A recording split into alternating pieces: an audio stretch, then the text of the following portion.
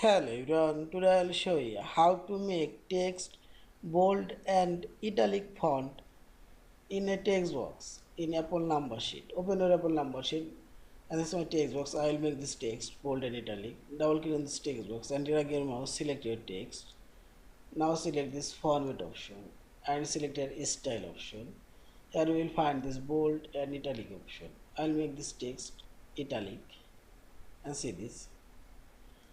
Also select this text and make this text bold and see this text now bold. Also select this text. I'll make this text bold and italic, both of them same time, and see this.